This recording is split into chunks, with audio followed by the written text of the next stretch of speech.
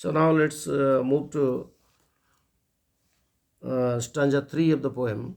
Billy sang, Honey child, the world is full of pleasure, of bridal songs and cradle songs and sandal scented leisure.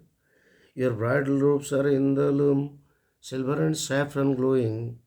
Your bridal cakes are on the hearth. Oh, whither are you going? So again, in this stanza, the mother again tries to persuade her daughter to marry. She tells about the preparations that she has made for the marriage of her daughter. And she again says, Dear child, you don't know much about the world. It's full of pleasure. Every stage of life is full of pleasure, and especially when it comes down to the life of a girl. Different stages of life are of great value and great sources of enjoyment for a girl. As she grows up, she marries, she becomes a wife.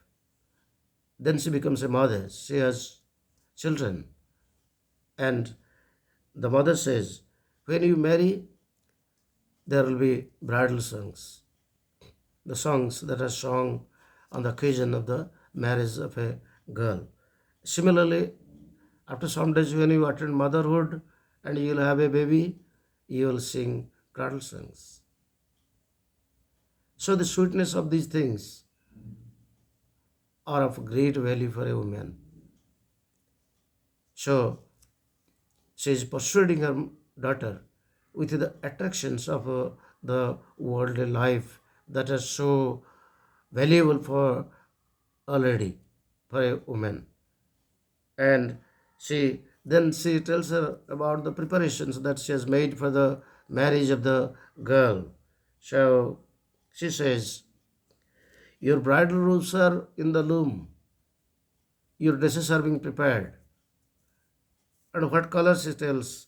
She says that your bridal robes are being prepared with their silver and saffron. They are glowing, they are shining, they are dazzling with the shining colors of silver and saffron, which carry the symbols of a great and bright life for you. The pleasure of life ahead is there for you, waiting for you. And when you grow up and you enjoy different stages of life, you will gradually feel how sweet and how pleasurable life is. So I have made detailed arrangements. Your garments are being made, your bridal robes are there in the loom. I have also arranged cakes, the bridal cakes for you. So when I have made so much arrangement for your marriage, why are you leaving me? Would you put me to great displeasure, sorrow, and pain? But the difference persists, continues. The difference between the mother and the daughter, daughter is now in no way attracted towards the things that the mother has arranged for her marriage. So now let's come to the last stanza. Mother mine, mother mine, bridal songs and cradle songs of cadences of sorrow, the laughter of the sun today, the wind of death tomorrow, far sweeter sound, the forest notes, where forest hymns are falling. Mother mine, I can't stay, the fairy folk are calling. So in the last stanza, the daughter further strengthens her views, her opinion, and her determination to go to the forest. She says, okay, mom, the bridal songs and cradle songs, these are momentary in our life. The pleasure of life is momentary. At one moment we have pleasure, the next moment there is pain. So pleasure doesn't last long, she tells her mother. So under the veil of these songs hides the rhythm of sorrow. Every pleasure has its pain, she says.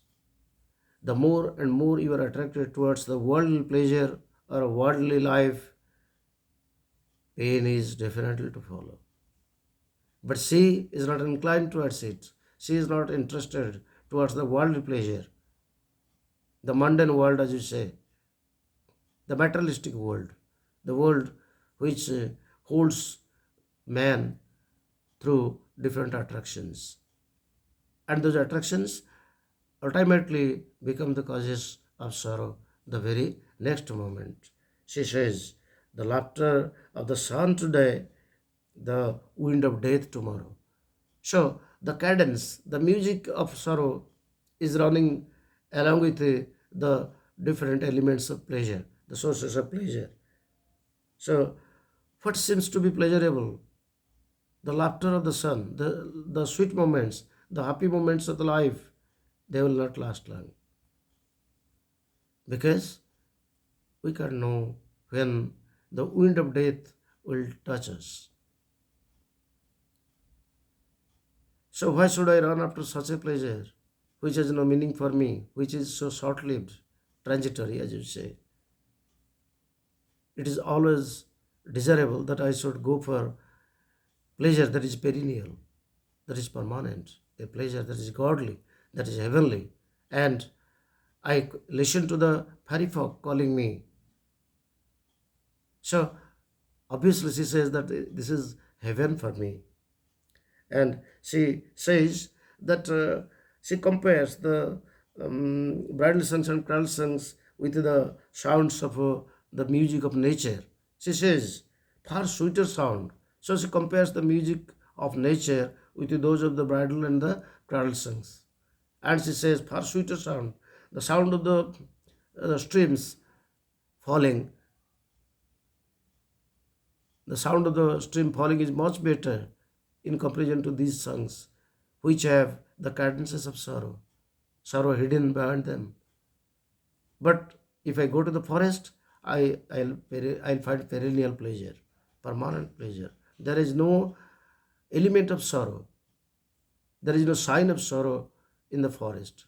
You see, everything is dancing. The stream is dancing. The birds are dancing on the trees. Water is flowing. The coils are singing. So the music of nature has greater attraction for me. And nature is, you can say, dancing, lively. And the life of nature has great attraction for me. And I'm not prepared to stay here and I'm not to marry.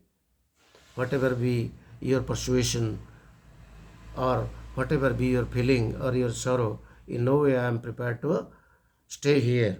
And can't you listen to the talk of the fairy folk?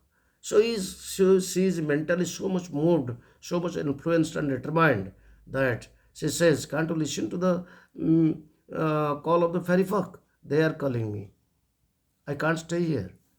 Can't stay here. Whatever you do, whatever you say, I can't stay here. All right. So this is the meaning of the last stanza. Okay.